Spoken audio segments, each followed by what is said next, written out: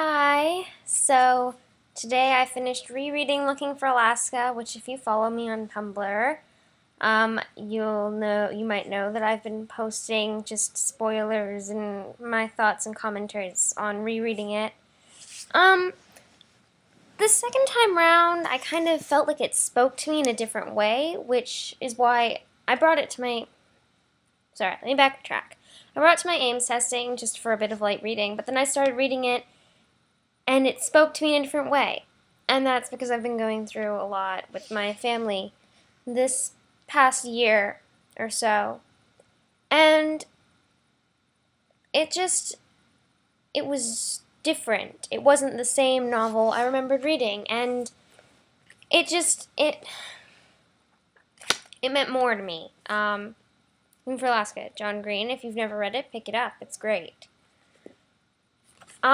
Just so you know, this is going to be full of spoilers, so I'll tag it at the beginning too, so that you don't. But if you don't want to know what happens, stop here if you haven't read it.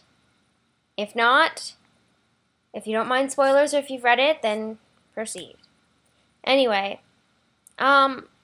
when they do the countdown to Alaska's death, I remember the first time reading it, trying to guess what happened. I would flip to where I was at the beginning, like if I was at like 87 days before, and then I'd skip to, the gray section that says after, and I'd just go, oh, what is it going to be? And then when they started talking about the prank, and it was like 3 days before, I thought it was going to be the prank, and then the prank happened, and then I thought it's going to be the repercussions of the prank.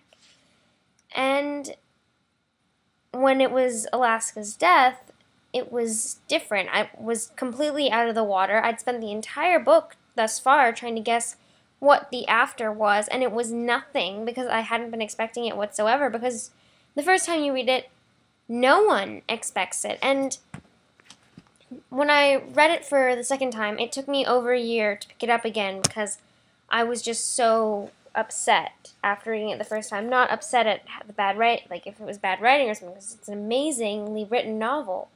I was upset because I didn't think it was fair that Alaska died. I thought it wasn't fair that this should be the story. And then I read Tifios when it came out, and again, I was upset and didn't want to reread it until I did the Carrie Hope Fletcher book club. And I seem to find that a lot in John Green's book, that it takes me a while to get back and reread them because they're so deep and intellectually challenging, and it points out, blatantly stares you in the face and says that life isn't fair to anyone, and it can be especially cruel to young people.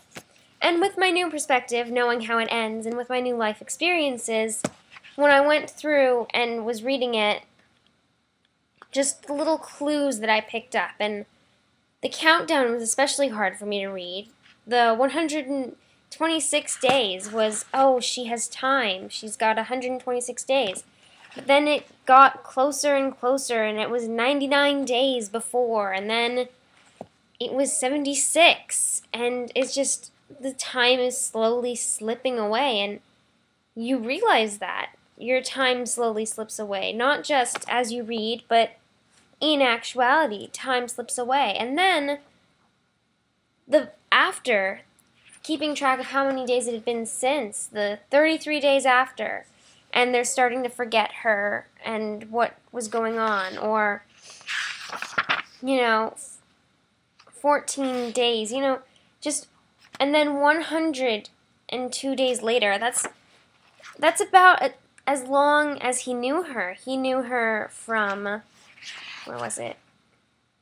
Basically, 136 days before, he knew her for 136 days. It's just so empowering to know that only half this novel is him knowing this girl as a human being. The other half of it is him trying to figure her out after she's been dead. He's only known the girl for 6 months. It still hits him because he was in love with her, or in love with who he thought she was.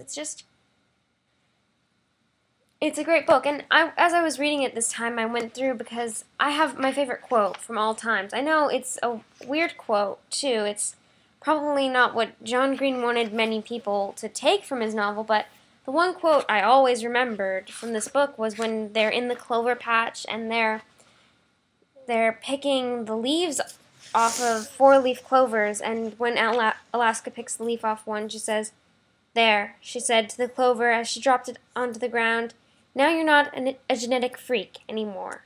And that spoke to me because society places labels on people, and it's just interesting to see the way she deals with it. And I didn't mean to continue highlighting it. I hate highlighting books usually, but I would come across another quote. "Sometimes you lose a battle, but mischief always wins the war." It's probably not the quote he wanted someone to get out of his book. I mean, obviously an author is going to love whatever anyone gets out of his book. When he sat down and wrote the book, he didn't think, I want people to stop on page 56 and go, "Sometimes you lose a battle, but mischief always wins the war." That is empowering, and I'm going to live my life based off this quote. But it was good, and it was different, and I highlighted that, and I ended up highlighting what was important, because obviously John Green's books are going to be chock full of good quotes. That's the way he writes. Every page is flooding with them. So I guess this rant that you have sat through is just basically me saying, read this book if you haven't read it and you just got all these spoilers, so why would you do that? But even though you can't, if you're rereading it or you're reading it for this first time with all these spoilers going in, and it's not going to be the same experience that I had, everyone's going to have a different experience, but it's worth it. It's just one of those books that's worth the wait because it reflects what change can do to people, and it reflects a lot of really important, sorry, I'm sinking into my couch.